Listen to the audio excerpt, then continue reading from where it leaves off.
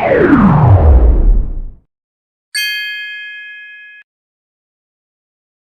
posisi Bisa dijelasin nggak apa ternyata ada namanya atau tidak atau gimana? Ini namanya Mary, boneka hidup. Nah, boneka hidup ini ya apa ya, permainan yang saya suka banget karena dulu sebelum saya seperti sekarang nggak ada yang mau deket. Jadi dulu saya suka buat teman imajinasi. Nah ketika tahu ada permainan ini, wah seneng banget. Jadi ada teman sendiri gitu. Gini, Mer, jalan Mer. Jalan Mer. Mary jalan. Wah, masih malu-malu. Mer, jalan loh. Jalan. Jalan. Nah. Good. Terus. Mundur. Stop. Yang penting ini stop. Stop. Off. Nah. Gitu. Jadi ini memang ada konsep ini juga sih, konsep pertunjukan bareng dia juga. Tapi itu tidak ada namanya arwah atau apa kan kayak di dalam Mary itu.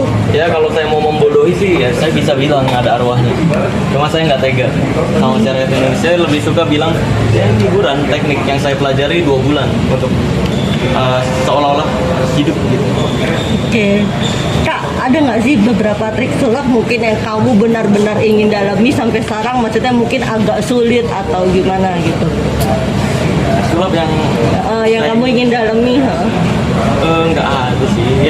Ya sama semua ketika ada hal yang baru saya suka pelajari gitu.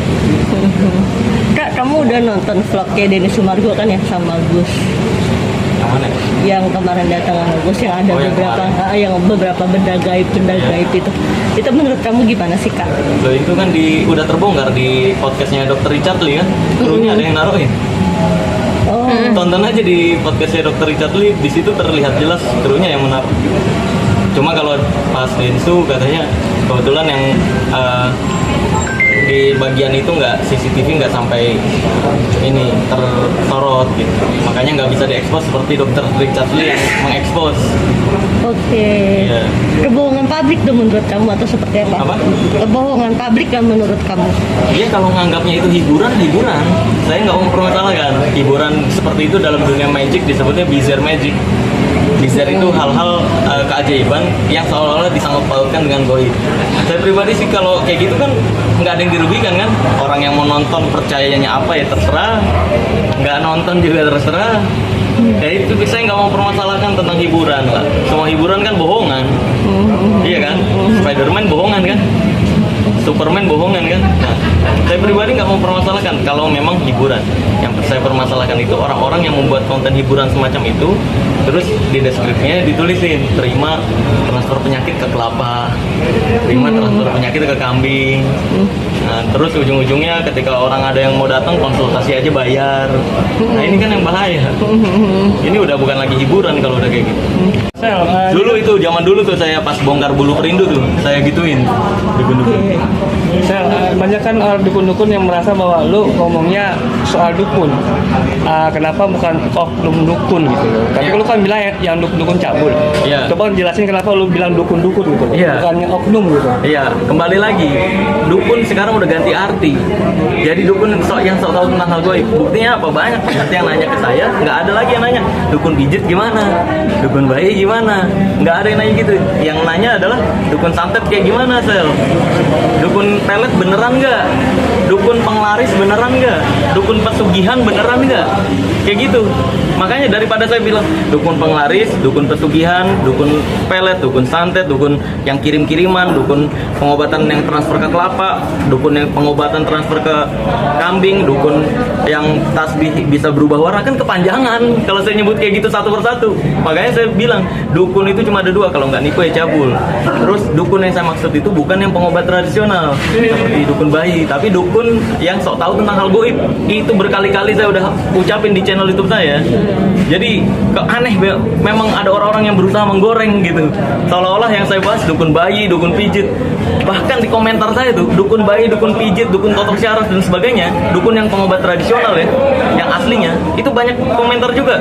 Karena Marcel, karena ilmu merah, pengobatan saya jadi rame. Itu yang beneran. Nah, jadi yang sepi itu yang sok tahu tentang hal goib itu.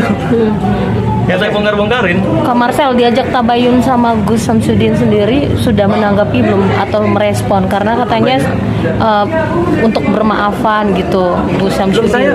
saya mengiyakan loh yang pas dia ditelepon. Dia udah mengiyakan.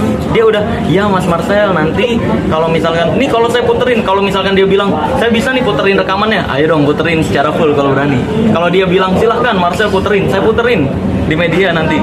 Jadi saya teleponan tuh bertiga sama satu teman saya lagi, ini penengah. Nah, ini saya nggak bisa sebutin nama belum, karena belum dapat izin juga. Nah, di telepon itu Mas Udin ya bilang udah, ya nanti apapun yang Mas Marcel pengen saya katakan, saya akan katakan. Tapi tolong bantu luruskan. Gitu, kayak kenapa pengobatannya pakai trik? Kenapa kalau zaman sekarang katanya sih, kata dia udah nggak pakai trik lagi. Sekarang beneran ruqyah, nggak tahu ya. Seharusnya kan kalau zaman sekarang beneran ruqyah, doa doang tanpa trik, harusnya dia berani dong klarifikasi kan di depan media. Tapi ketika di Jakarta, ketika diliput media, beda lagi omongannya. Nah ini kan berentet nih dari dulu ya, dari awal undangan terbuka, katanya nggak akan diusir, nyatanya diusir. Udah sumpah demi Allah nggak akan dilaporkan ke polisi, nyatanya dilaporkan.